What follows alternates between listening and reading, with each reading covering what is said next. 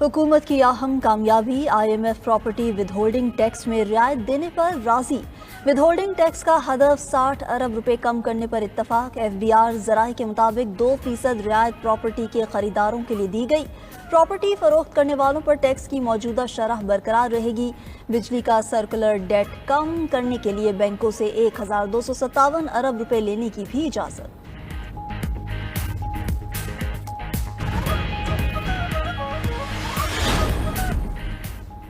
ताल्लुकात में इस्तेहकाम के लिए अफगानिस्तान के लिए पाकिस्तान के नुमाइंदा खसूसी का दौरा काबुल। तर्जुमान दफ्तर खारजा के मुताबिक सादिक खान नायब वज़ीर आज़म इसहाक डार की हिदायत पर 3 रोज़ा दौरा कर रहे हैं।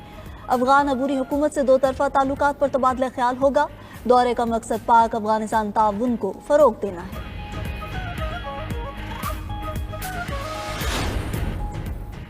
जमीन से मोहब्बत का इजहार, तवानाई की बचत। पाकिस्तान समेत दुनिया भर में आज अर्थ आवर मनाया जाएगा। 8:30 बजे रोशनियां 1 घंटे के लिए बुझा दी जाएंगी। सदर जरदारी ने पैगाम में कहा कि तवानाई के महफूज मुस्तकबिल के लिए बिजली, ईंधन की बचत और काबिल तजदीद तवानाई का फ़रोग़ ज़रूरी है। वज़ीर आज़म शहबाज शरीफ ने कहा कि ज़मीन को माहौलियाती तब्दीलियों से बचाना हम सब की जिम्मेदारी है। सब पाकिस्तानी मुत्तहिद हो जाएं। 1 घंटा लाइट्स और बरकी आलात बंद करके शऊर पैदा करें।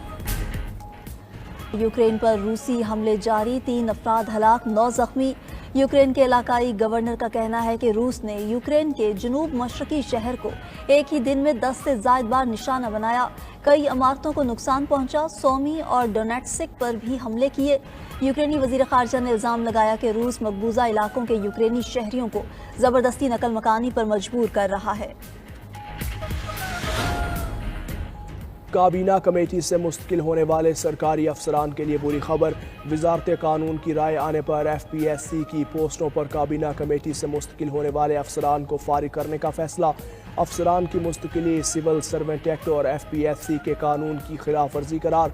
काबीना कमेटी से मुस्तकिल होने वाले तमाम अफसरान के केसेस FPSC को भेजने का हुक्म।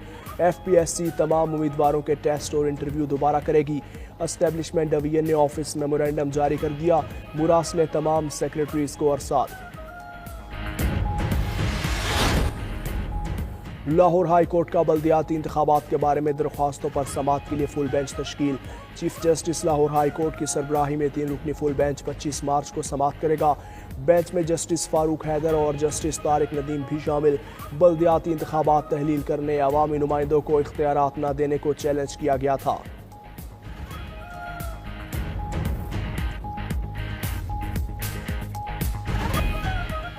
अवाम को इजाफी किरायों से बचाने के लिए सिंध हुकूमत का बड़ा फैसला।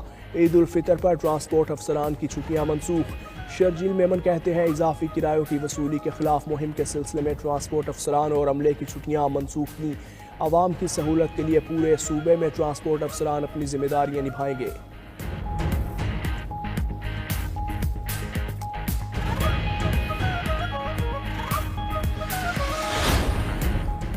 सलामती कौंसिल गजा में इसराइली जारहियत के खिलाफ फैसला कुन इकदाम करे।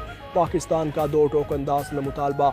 मुस्तकिल मंदूब मुनीर अकरम की जानिब से गजा में दोबारा बमबारी और इंसानी इमदाद रोकने की शदीद मजम्मत। सलामती कौंसिल में खिताब करते हुए कहा, इसराइल ने गजा में जंग को ना रोका तो ताकतवर रियासतों की बदतरीन फितरत बेनकाब हो जाएगी। अक़वाम मुत्तहिदा के चार्टर के उसूल चकनाचूर हो जाएंगे। इसराइल को फौरी तौर पर गजा और मगरबी किनारे में फौजी कार्रवाइयाँ रोकनी चाहिए।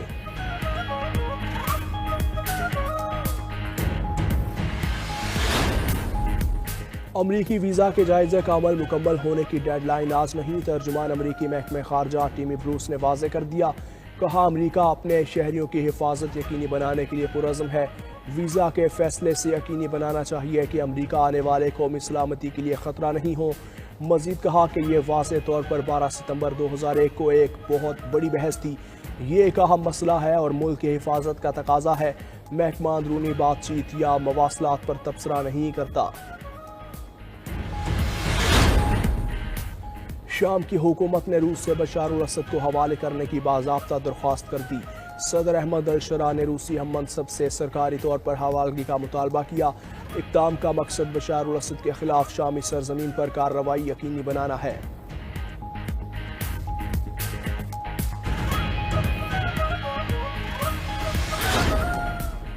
लंदन के हीथ्रो एयरपोर्ट पर फ्लाइट ऑपरेशन मुकम्मल बहाल। एयरपोर्ट पर सब स्टेशन में आतिशदगी से फ्लाइट ऑपरेशन बंद किया गया था। 3 लाख के करीब मुसाफिर मुतासर हुए। करीबी आबादी को भी बिजली बंद होने से परेशानी का सामना रहा। पुलिस के मुताबिक आग मुमकिन तौर पर बिजली के तकसीमकार आलात से लगी। एयरपोर्ट के चीफ एग्जीक्यूटिव की मुसाफिरों और आवाम से माजरत।